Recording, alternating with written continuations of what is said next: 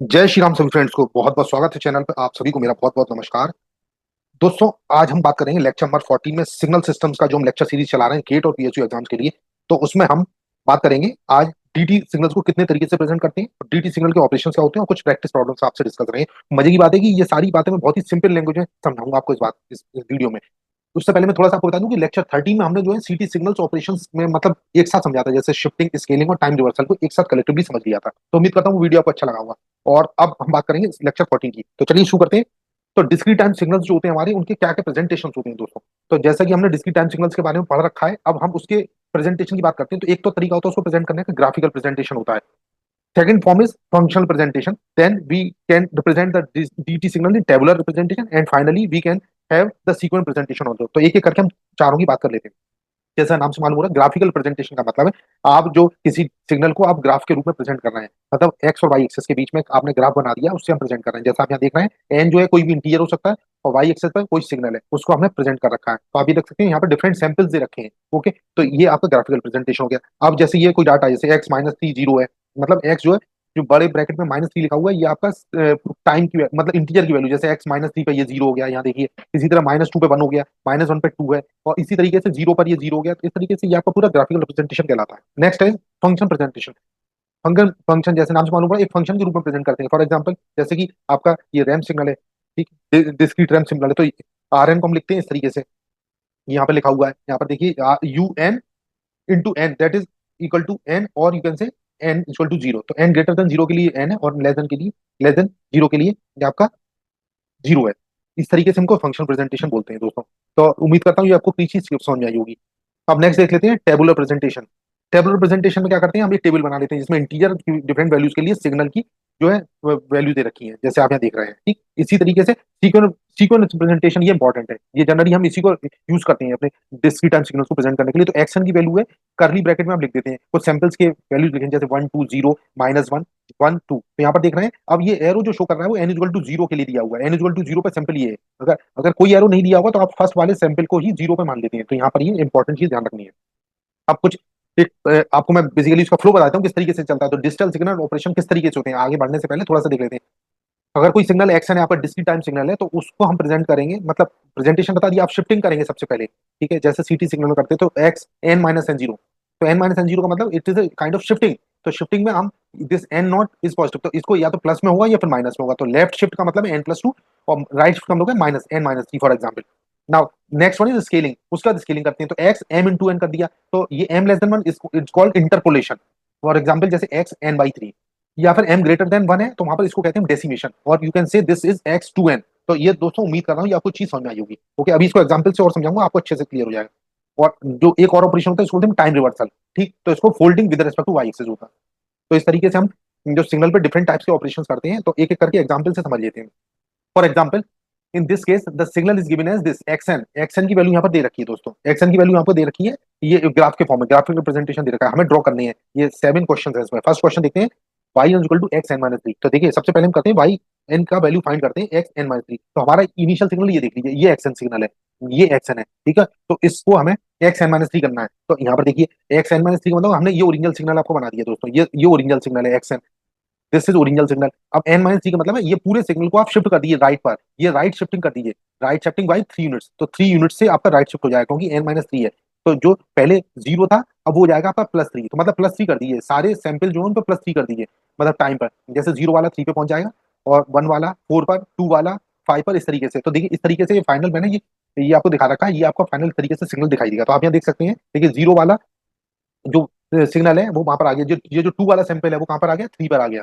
ठीक है, वन वाला यहाँ पर आ गया, फोर पे आ गया। तो पूरा ये शिफ्ट हो गया है, पूरा ये सीक्वेंस जो है वो थ्री यूनिट से राइट में शिफ्ट हो गया है। तो this is x N minus three. Next is x N plus two. इसमें क्या होगा, लेफ्ट शिफ्टिंग होगी। तो लेफ्ट शिफ्टिंग का मतलब है ये पूरा जो सीक्वेंस है इसको लेफ्ट साइड में आप इसको शिफ्ट कर दीजिए दो यूनिट से। मतलब जो जीरो वाला जो टाइम, जीरो वाले इंटीजर में जो था वो आ जाएगा आपका माइनस टू पे। ठीक है, माइनस टू वाला माइनस फोर पे, इस तरीके से आ जाएगा। तो दोस्तों ये सिग्नल इस तरीके से आपको दिखाई देगा, देखिए आप इसको यहाँ देख सकते हैं अच्छी तरीके से। ठीक, अब नेक्स्ट देख लेते हैं एक्स टू एन। तो this is X M N. तो मैंने आपको बताया था एम की वैल्यू टू से ज्यादा है। एम की वैल्यू जब टू से ज्यादा है तो यहाँ पर क्या होगा दोस्तों, हमारा इंटीजर, अब ये हमारा जो सिग्नल आया, देखिए ये डेसिमेशन हो गया। यहाँ पर क्या किया हमने, इसको हमने टू से डिवाइड कर दिया है। ठीक है, एम एम एन मतलब एम की वैल्यू टू से ज्यादा है, तो मैंने सारे सीक्वेंस में जो टाइम स्टैंपिंग है उनको, सॉरी इंटीजर की जो वैल्यूज है उनको आपने 2 से डिवाइड कर दिया है। तो यहाँ पर देखिए सारी वैल्यू 2 से भाग किया, तो 0/2 करेंगे इसको, 1/2, 2/2, 3/2 लाइक दिस।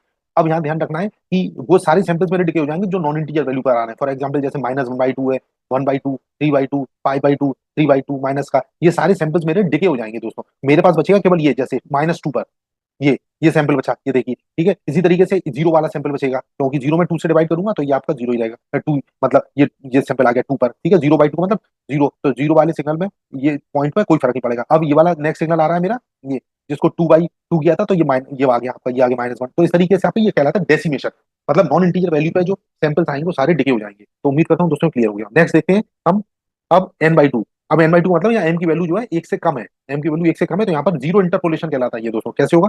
अब इस पूरे सीक्वेंस को आप 2 से मल्टीप्लाई कर दीजिए दोस्तों। तो यहाँ पर जो टाइम आ रहा है इन सबको 2 से मल्टीप्लाई करिए। जैसे -4, सॉरी इंटीजर आ रहा है ये -4, -3, तो ये इंटीजर वैल्यू को 2 एंड कर दीजिए, तो यहाँ पर -8 हो जाएगा। देखिए यहाँ पर ये -4 किया, -8 हो गया, -6 माइनस, ये देखिए -4, तो इस तरीके से आता जाएगा। तो यहाँ 5 का मतलब 10 हो जाएगा, ये 10। अब यहाँ पर क्या हो रहा है, जैसे आप देख रहे हैं -4 मतलब -8 हुआ, तो -8 और -6 के बीच में एक सैंपल और आएगा इंटीजर वैल्यू, क्योंकि -7 आती है। इसी तरीके से ये आपका 6 और 4 के बीच में 5 आ जाएगा, तो एक दो सैंपल्स के बीच में एक सैंपल आपका जीरो सैंपल, जिसको बोलते हैं जीरो इंटरपोलेशन हो रहा है, मतलब एक सैंपल एक्स्ट्रा आपका, जीरो सैंपल आपका इंसर्ट हो रहा है। तो इसको कहलाते हैं, ये कहलाता है आपका दोस्तों जीरो इंटरपोलेशन। तो उम्मीद है ये आपको क्लियर हो गया होगा। ओके, अब ये सैंपल देख लेते हैं, इसमें क्या हो रहा है, शिफ्टिंग भी हो रही है और आपका यहाँ पर स्केलिंग भी हो रही है। तो इस वाले क्वेश्चन करने के लिए पहले आप शिफ्टिंग करिए 3 यूनिट से, ये पूरे सीक्वेंस को आप शिफ्ट कर दीजिए, है ना। फिर इसको आप, क्योंकि स्केलिंग है तो मैंने आपको बताया था, चूंकि एम की वैल्यू 2 से ज्यादा है, तो यहाँ पर इसको 2 से डिवाइड कर दिए, मतलब डेसिमेशन हो जाएगा।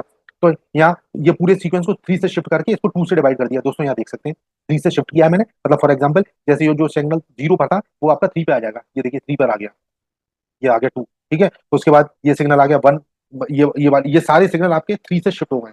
ये सारे सिग्नल 3 से शिफ्ट होने के बाद उनको सबको मैंने 2 से डिवाइड किया, ये देख सकते हैं -1/2, 0/2, 1, -1/2। इस तरीके से जब आप इसको शिफ्ट करेंगे तो आप उन इंटीजर, उन सैंपल्स को हटा दीजिए नॉन इंटीजर वैल्यू पे आ रहे हैं। फॉर एग्जाम्पल ये देखिए, ये वाला सैंपल आपका काउंट नहीं होगा क्योंकि नॉन इंटीजर वैल्यू पर है। इसी तरीके से ये वाला काउंट नहीं होगा, 3/2 काउंट नहीं होगा, 5/2 काउंट नहीं होगा, और इस तरीके से हम ये जो भी मेरे नॉन जीरो इंटीजर वैल्यू आ रहे हैं वो सब हट जाएंगे। तो इस तरीके से फाइनल आपका ये सिग्नल आ जाएगा। आप देख सकते हैं यहाँ पर ये केवल 1, 2, 3, 4, ये 4 सैंपल्स आपके बचे हैं, ठीक है। बाकी नॉन इंटीजर वैल्यू वाले सैंपल जो है आपके सारे डिके हो गए।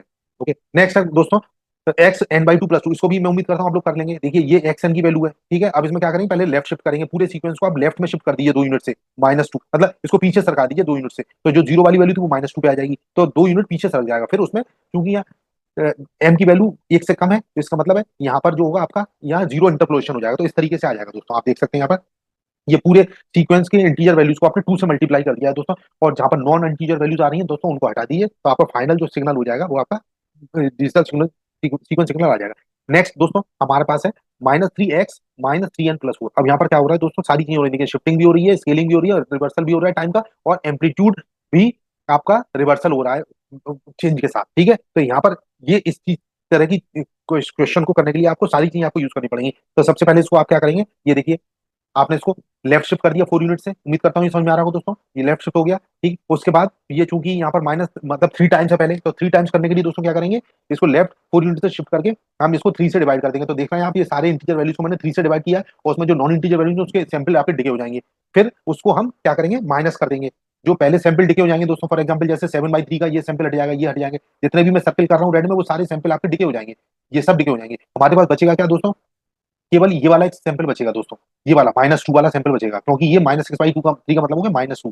तो -2 पे जो सैंपल है वो बचेगा, केवल एक अकेला यही सिग्नल सैंपल बचेगा, मतलब x3n+4। अब मुझे -3 चाहिए, तो इसका मतलब इसको हम क्या करेंगे, टाइम रिवर्सल कर देंगे, तो -2 जो है +2 पे आ जाएगा दोस्तों। इस तरीके से आ गया, देखिए ये +2 पे आ गया, तो -3n+4। अब इसमें -3 से मुझे मल्टीप्लाई करना है, तो एक बार और मुझे ऑपरेशन करना है -3, तो ये जो सिग्नल है इसको -3 से मल्टीप्लाई करिए एम्पलीट्यूड में, तो -3 × -2 +6 हो जाएगा। तो ये देखिए, तो ये फाइनल आपका सिग्नल आ गया। तो दोस्तों उम्मीद करता हूँ ये सातों पार्ट आपके अच्छे से समझ में आए होंगे, और अब हम आगे चलते हैं दोस्तों और अच्छी बातें बातें करेंगे, जैसे xn = n un+5 -un-5, इसको कैसे हम ड्रॉ करते हैं।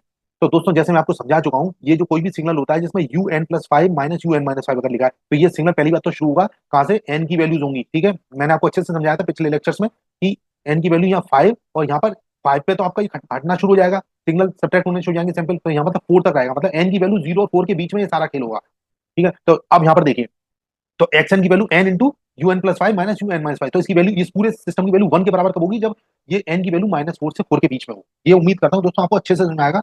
वीडियो की लेंथ लंबी ना हो इसलिए मैं इसको अब डिस्कस नहीं कर रहा हूँ, क्योंकि ये पिछले वीडियोस में मैं अच्छे से आपको समझा चुका हूँ। तो अब इसका वैल्यू हो गया एक्स एन का value n into one means for this limit N line between -5 to 4। बस अब यहाँ पे क्या करेंगे, आप वैल्यू रख दीजिए -5 से 4 के बीच में। ये क्या आ जाएंगे, देखिए आप रखिए -5 रखेंगे तो n की वैल्यू -5 पर क्या होगी, -5 होगी, -4 पर -4 होगी, ये देखिए आप। और इसी तरह -3 टू 1 इस तरह से करते जाएंगे तो -5 से 4 के बीच में इस तरीके का ये सिग्नल आ जाएगा दोस्तों। ये एक्शन की वैल्यू आ गई।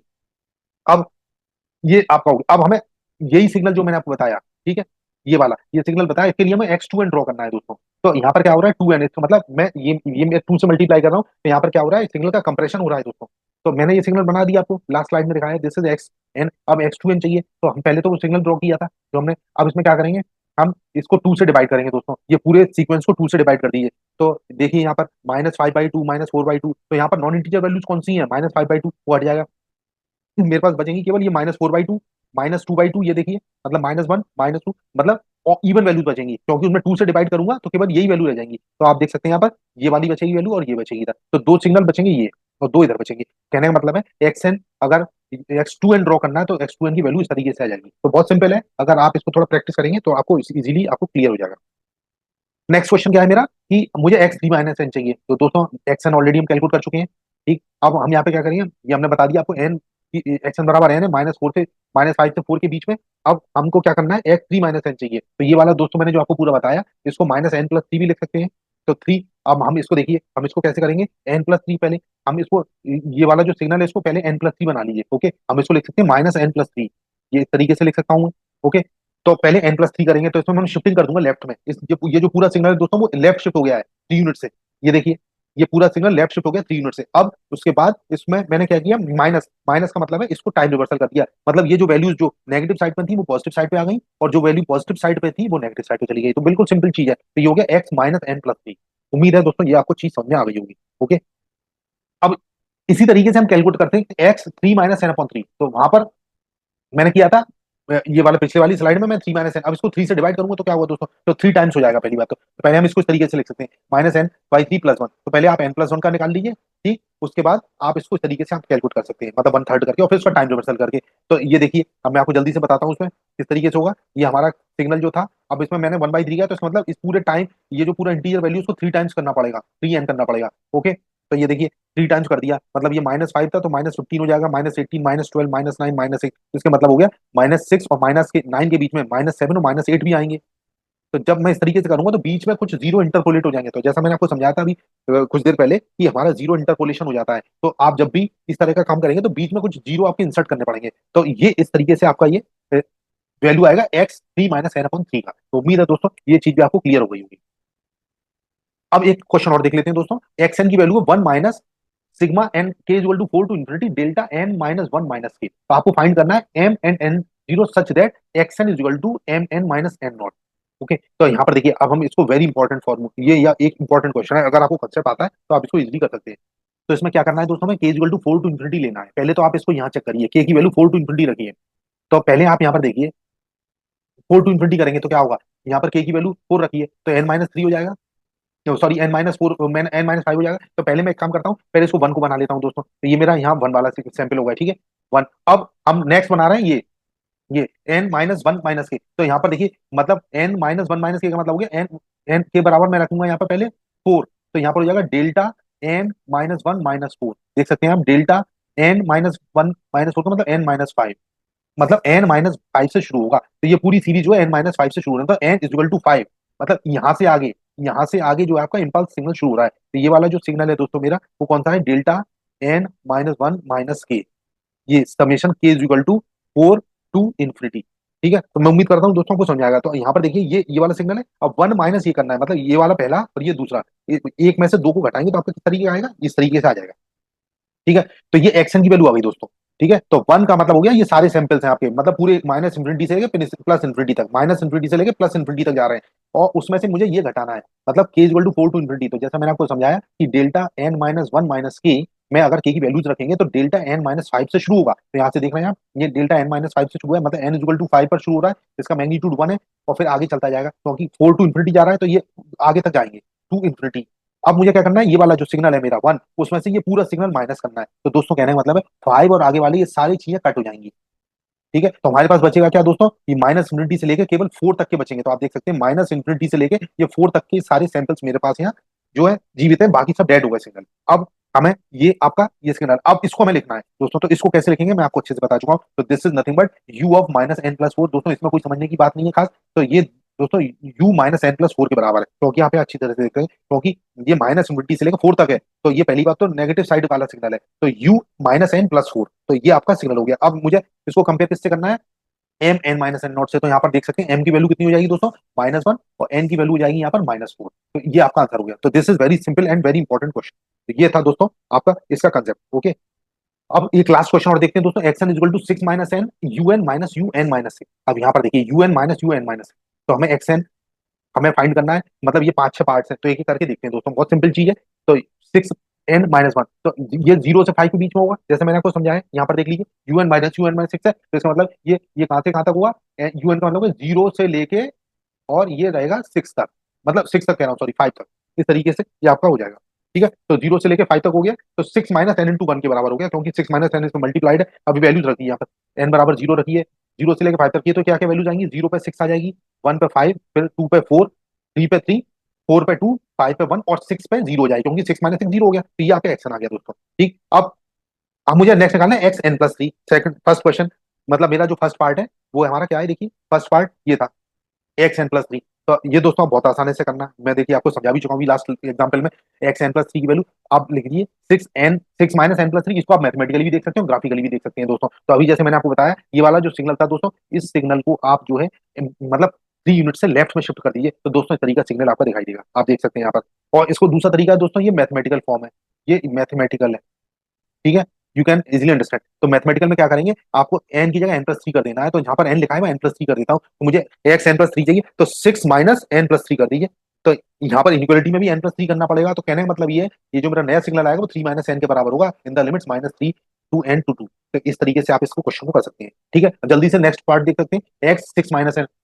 तो 6 माइनस एन आप, हमने ये कैलकुलेट कर लिया है। तो 6 माइनस एन मतलब आप इसको ठीक उसी तरीके से कर सकते हैं। यहाँ पर क्या हो रहा है, ये लेफ्ट राइट में शिफ्टिंग हो रही है 6 यूनिट से, तो आप इसको इस तरीके से लिख सकते हैं। ओके, नेक्स्ट क्वेश्चन है X N minus one into del N minus. अब देखिए ये आपका जो मैंने आपको डिस्क्रीट इंपल्स सिग्नल की प्रॉपर्टी बताई थी, ठीक है, प्रोडक्ट प्रॉपर्टी वो यहाँ पर यूज होगी। तो यहाँ पर यहाँ प्रॉपर्टी यूज कर सकते हैं। तो डेल एन माइनस थ्री, मतलब यहाँ एन नॉट की वैल्यू थ्री है, तो put n not equal to three in this. तो what you are getting, this is x n 3 - 1 का मतलब x2 which is into delta n minus three. तो ये प्रोडक्ट प्रॉपर्टी है दोस्तों डिस्क्रीट सिग्नल की। हम यहाँ पर देख सकते हैं x2 की वैल्यू कितनी है दोस्तों, हम देख सकते हैं पिछले वाले जो पार्ट था मैंने आपको दिखाया था, ये देखिए, ये देखिए यहाँ पर इसकी कितनी वैल्यू है यहाँ पर, एक मिनट, ये एक्स हमें चाहिए x2 की वैल्यू। तो ये देखिए देखिए दोस्तों x2 की वैल्यू, सॉरी x2 की वैल्यू ये रही 4, x2 की वैल्यू 4 के बराबर है। ओके, तो यहाँ पर 4 इसकी वैल्यू आप 4 रख दीजिए यहाँ पर। तो इस तरीके से हम 4 into del N minus three, ये वैल्यू जो आ गई हमारी, तो हम इसको ड्रॉ कर सकते हैं। ये सिग्नल आ जाएगा दोस्तों, इस तरीके से आ जाएगा। y5n जो आएगा